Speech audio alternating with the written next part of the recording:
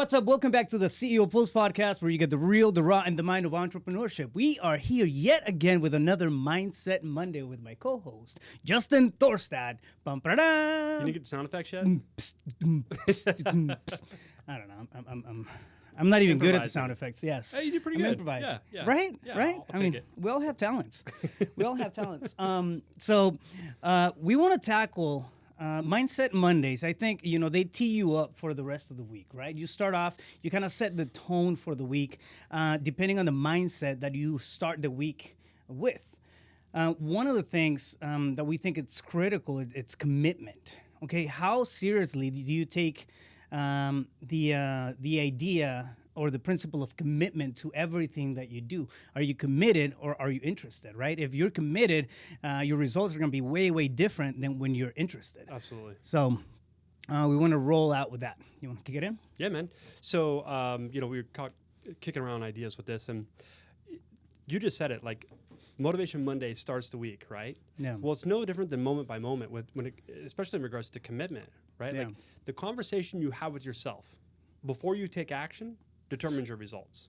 In 100%. fact, the results are predictable based on the conversation, Yeah. right? Because if you're not committed to a thing, then the conversation in the head is like, well, I could do it, but I don't have to do it. And now you start getting involved with that ping pong ambivalence in your mind of should I, shouldn't I, should I, shouldn't I?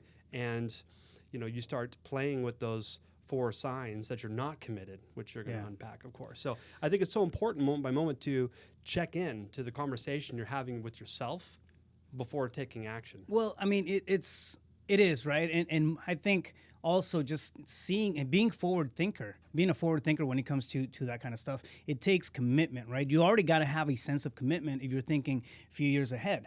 And I think it's one of the things that's often overlooked, right? Yeah, I mean, I have a plan, I set up a plan for something, but if you have, if something is blocking your vision, subconsciously, you're not really marrying the idea of commitment to whatever the action is, right? For Absolutely. example, I remember talking to you years ago about your brokerage. Mm-hmm. Now you have a very successful brokerage in town, and it's growing like wildfire. People are just gravitating to it, and you're doing real well, right? Years ago, I remember sitting at a restaurant, and it was just a thought. It was just a thought. However, you saw the long term on that thing. You were committed to that particular action from day one.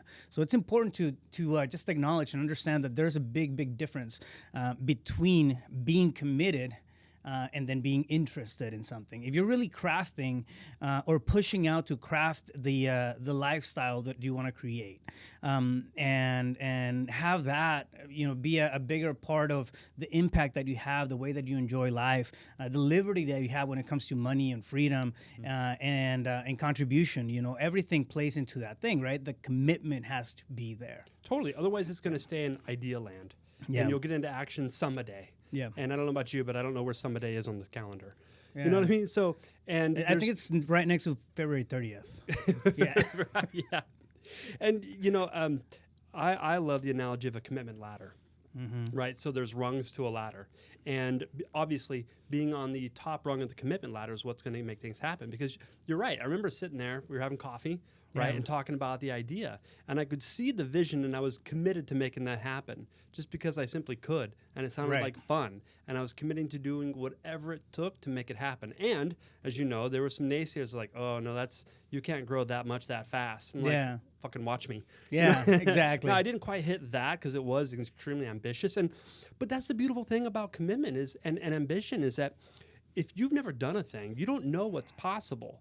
And so in that regard, I think ignorance is bliss, because if you knew what was predictable, you would set your aim at that and shoot for that. Whereas if you didn't know anything about it, you can set your sights as high as you want. And if you're committed and if you were like whatever it takes, simply because you can, this is a beautiful expression of you, like you can create some amazing things. Yeah. Take a look at the person that ran the first 4-minute mile. They said it couldn't be done. Right? Yeah. So it's all about that. It's like, what are the boundaries you're setting on yourself? And if you're committed to the highest and best end result, you might surprise the hell out of yourself of what you're capable of creating. You know, this reminds me of a story. And I saw it somewhere. I think it was Harvey. I can't remember his name, but he was talking about this story about how ticks, they jump. They have like a 36 vertical jump, right? A 36 inch vertical jump. So they can jump 36 inches. So if you wherever they're at, right, they'll jump and then they'll get on your hair and your body and whatever, and it become a pain in the ass. But they have a 36 inch or a 34 inch something, 30 plus something, vertical jump, right? So they can get far. Yeah. Yeah. And the idea, and he used the example of taking one of those and then putting that in, like dropping it into a jar of mayonnaise and then putting a cap on it, right? So they'll try to do the vertical jump and then they'll slam their heads at the top. Boom, boom, boom. After a while of doing that, they'll jump just enough so they don't hit themselves, right, on the head. Right, so they'll limit their jump, even if it's a 36. Their capability. It's a 36-inch vertical jump. They'll jump just enough so they don't hit themselves. You're talking, 5-6 inches, right? Now they have little ticks. They have baby ticks, and they see that. They get conditioned to that. Absolutely. And now what happens? Even though they still have the capability to jump to that 36-inch, mark. They'll stay jumping within that level. What happens? You take the cap off, and they'll still think that they can jump to that level. So going back to the commitment and going back to that vision that sometimes we don't know what we don't know. I mean, that's the realest thing, right?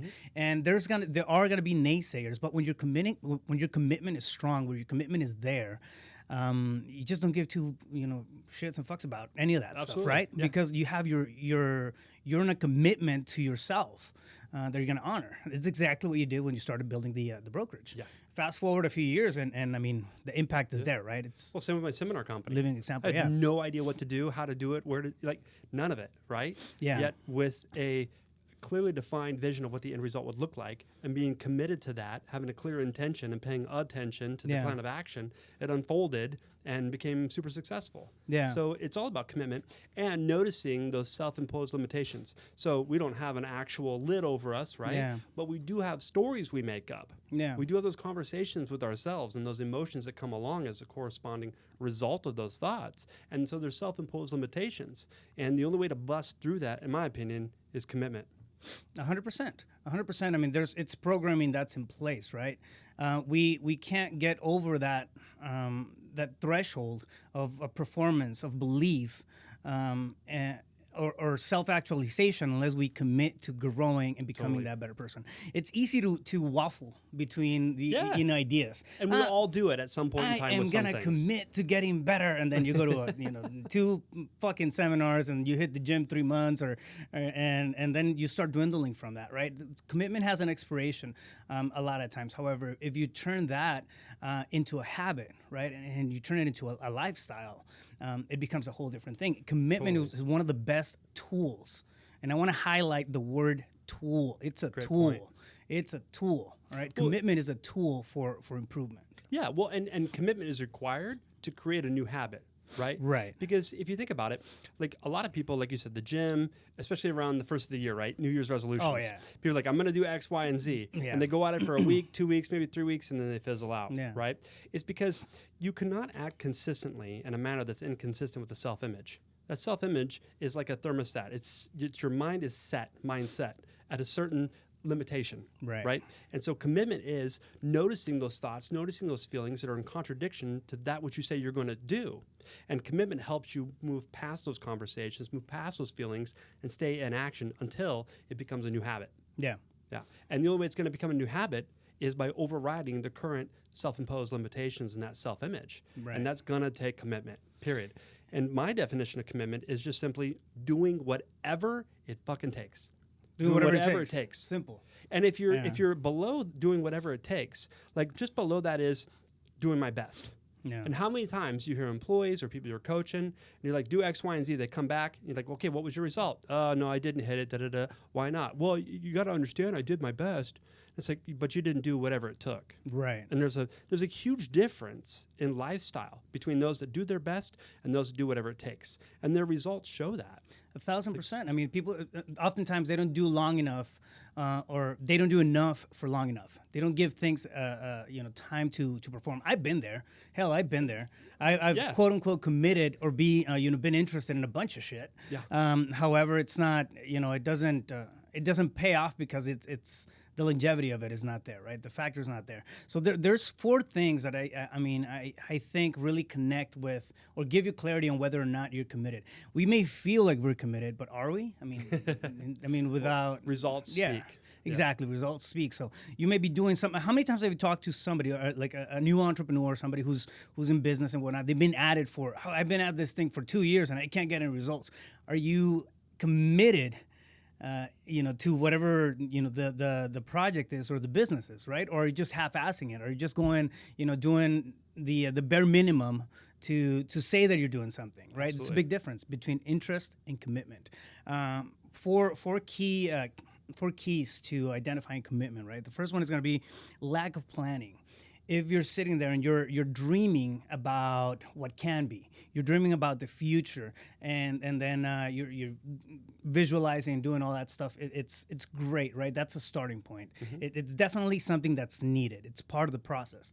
But if you're not really planning something, thinking about the tangible actions that you have to take, and crafting this map to get to that end result that you're looking for, that's a sign of a lack of commitment. Well, totally, right? Because coming up with the idea is the creation. It's the Right. birthing of a thing, right? And it's really fun and exciting to come up with the ideas, right? But then, like you're saying, you got to then take that intangible and make it tangible on paper and set that intention and then map out an action plan. And I don't care how insufficient or incompetent you are, you can say, what's the first best step I could take? Yeah. Right? That's something. At least that's a start. Exactly. And give yourself permission to have a really shitty, rough draft, because you're going to elevate and polish it as you move into action. You're going to get new information to be information, right? So commitment takes focus, is I think what you're saying. Yeah. And so you can tell someone's not committed if they're not focused. And focus is broken down, in my opinion, into two things: intention, attention.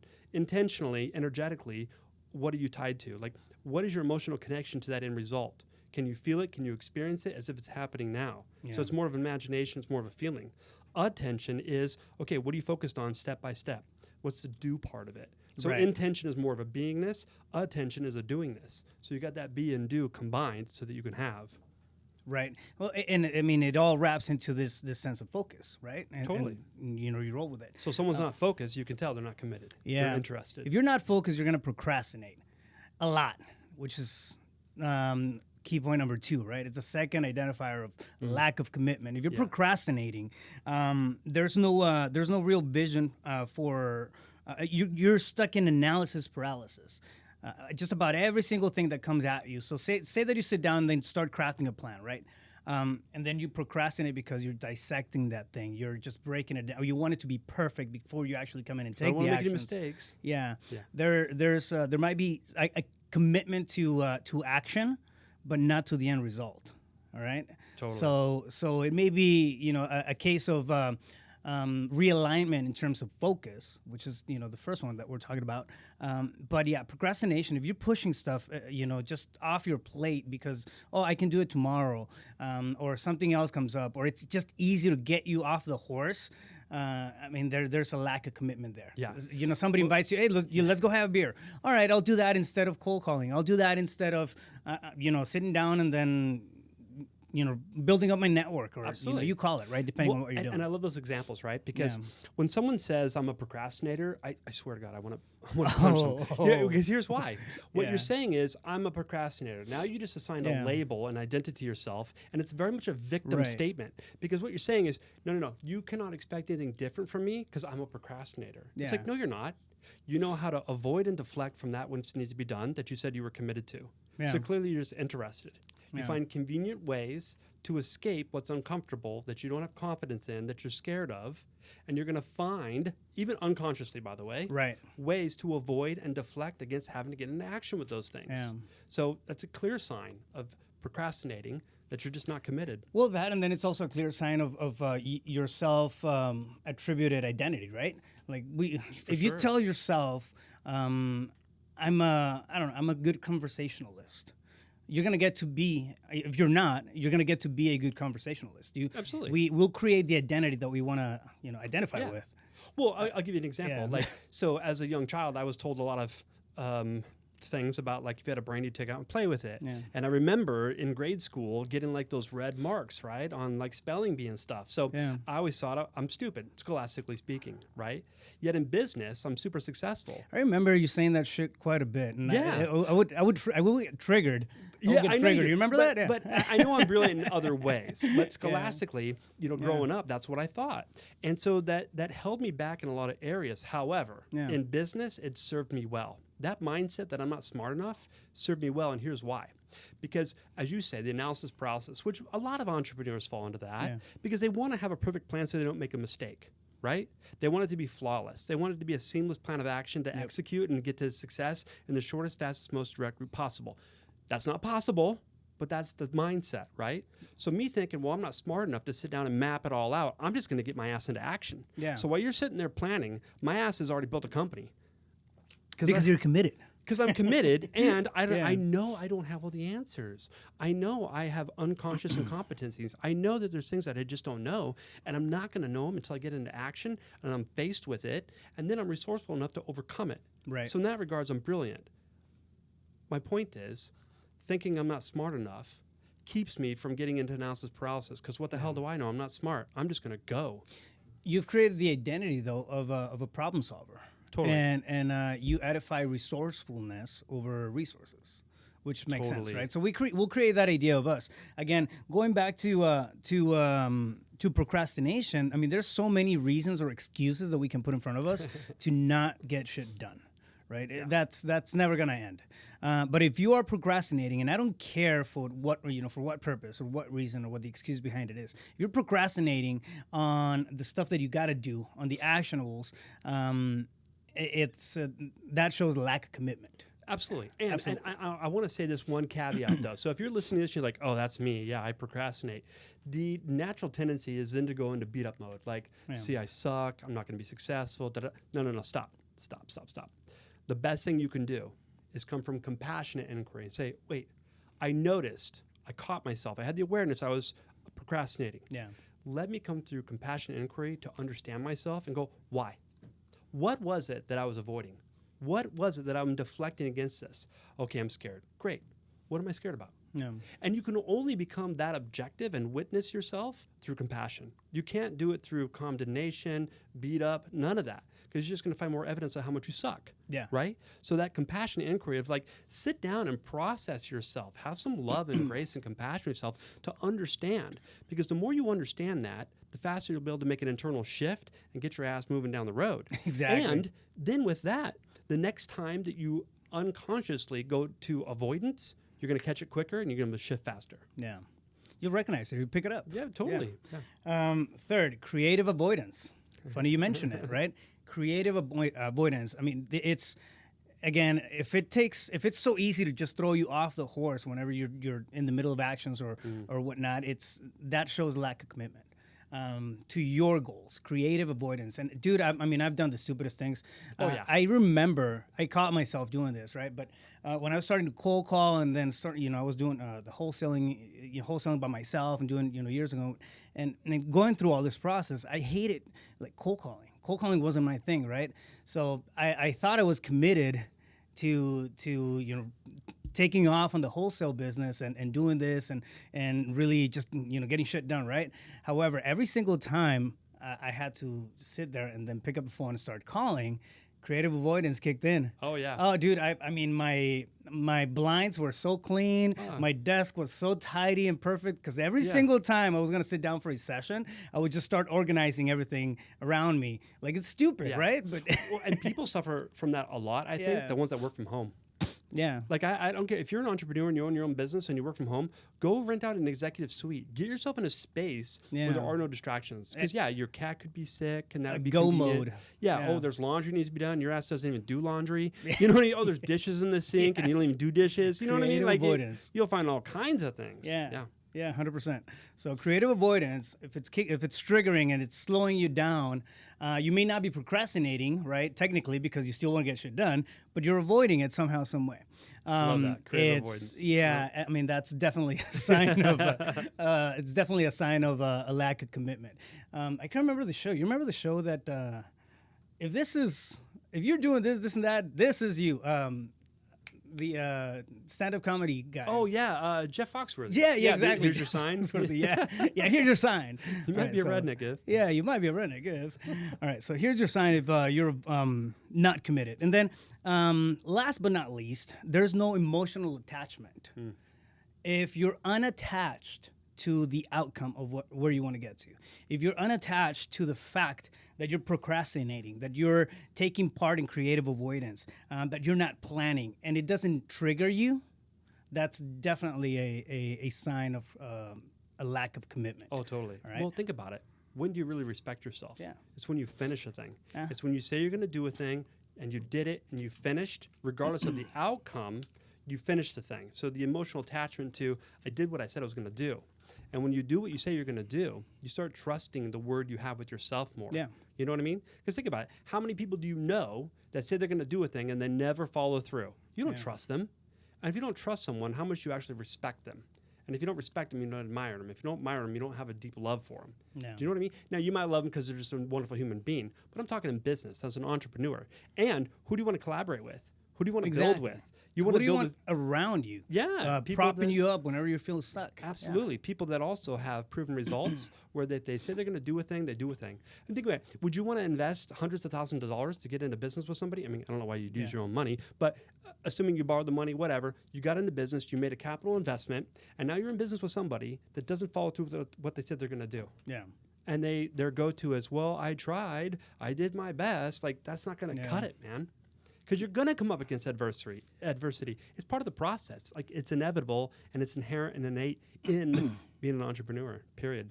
Yeah, especially when you're linked to it at an emotional level, right? Do or do not, there is no try. That's right, Yoda. Yoda. Yeah, man. I'm Like, telling you, man. It's so that profound. Yoda guy has it going He knew on. something, huh? Yeah. But it's important, right, to have that emotional attachment, to have that emotional buy-in. Why? Because when you link emotion, if you create a vision that's strong enough, if you create a plan of action that's decently solid and it becomes realistic to you, you start to believe it, right? Yes. You start to see the outcome. You start to get emotional about it. You start to connect the thing that's gonna pull you through whenever you don't feel like doing stuff. Which is going to be often.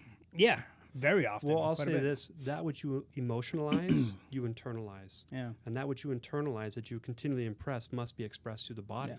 Right? So it's so important. And meditation and so forth, the key to manifestation is you've got to use your imagination and think and feel emotionally like that end result. You're experiencing it now. You're connecting to the energy of that future experience as if it's in here and now. Yeah. Otherwise, how are you going to embody it? How are you going to know what that success feels like? And when you start doing that over and over and over and over again, that's what I did with the brokerage. Yeah.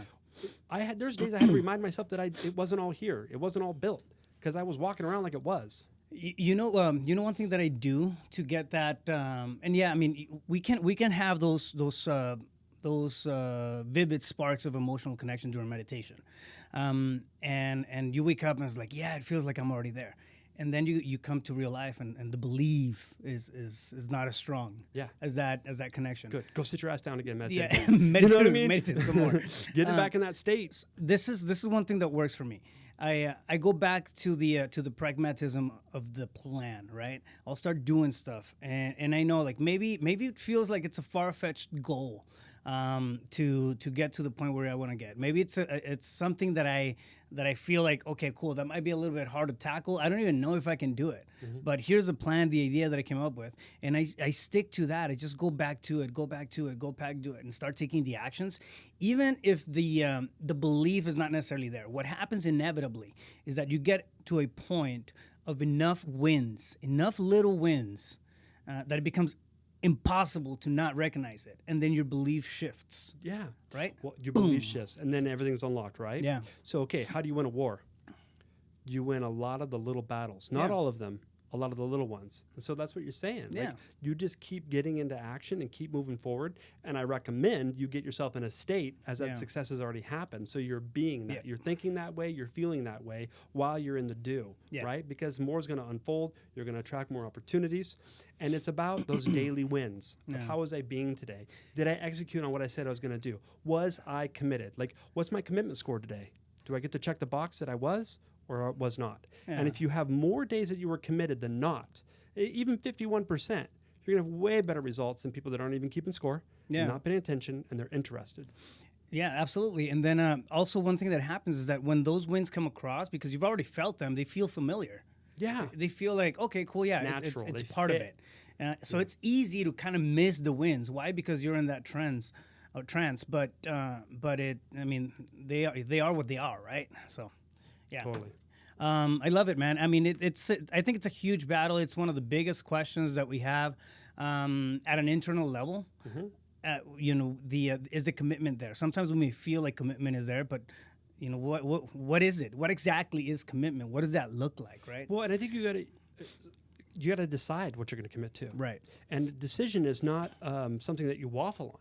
If you think about the word decide, side being the root word. Yeah. Where else do you find that root word side? Homicide, genocide, suicide. You know what I mean? Like, it's to kill off. So if you decide a thing, you're saying, I'm killing off all other potential realities. Yeah. There are no other options. It's this. Now I can commit. Yeah. Because I've killed off everything else.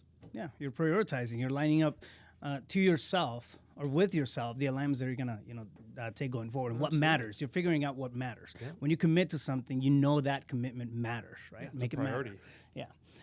Don't commit to a bunch of shit that that doesn't matter to you. It doesn't serve you well, and it's not about saying yes to every single thing, right? It's about saying yes to the right stuff and really going into it and letting it let the process see itself through, whatever that process looks like. Trust the process. Yeah, exactly. If it's you starting a business, you're pivoting, you're taking on a new venture, if it's on your health, if it's on your wealth, if it's on a relationship, it doesn't matter, right? The commitment, the principles to commitment are still the same, right? We take what we just talked about, we take them, we take that and we apply it to the rest of areas of our life, and then commit, fucking commit. Do whatever it takes. Yeah. So do whatever it takes. Anything else you want to add? I think I'm complete, man. I'm complete. Wow. It feels good. Huh? Do I complete you? I didn't say that. No. Shit got weird real quick. Yeah, right. that escalated quickly. Cool. Yeah, fam. So, are you committed or are you interested? It's a question that I've posted before, right? And I like to bring it and make it top of mind because it's easy to forget about commitment. It's easy to forget about the stuff that matters. It's easy to forget about the actions that we need to take. It's easy to forget about the fact that we have to recognize the wins as we start going. Commitment is a practice. It's a tool. It's not something that happens as an evergreen, action. It's something that's consistent. It's dynamic. It's always changing, and you always have to come back and then fine tune it, tweak it, reevaluate the commitment, right? But you're there. You're in it. If you commit, if you have the ability to commit to stuff and not waffle around, you're going to be, you have one of the best tools at your disposal for growth, for prosperity, for success in general. So, absolutely. Yeah. Justin, where can they find you? Facebook, Instagram, Justin Thorstad, also justinthorstad.com. And, of course, my cell number, 602-348-8534. Savage. Love it. All right. And do us a big favor. If you like the content that we're putting out for you every single week, make sure that you hit the like button, you share it, and drop a comment. Let us know what you're thinking, all right? We want to have a conversation back and forth. Make sure that you like the podcast on iTunes and just follow us everywhere. You can find me at Rafael Cortez, CEO, on all social media platforms and the YouTube channel. We put a lot of stuff out there on a regular basis. Help us spread the word, all right? That's what I'm going to ask. Absolutely. And with that being said, great episode, man. I love it. Brother. That was good stuff. I'm digging the Mindset Mondays. We're getting a lot of compliments and good feedback on this stuff. Cool. So, stay focused. You got this. Boom.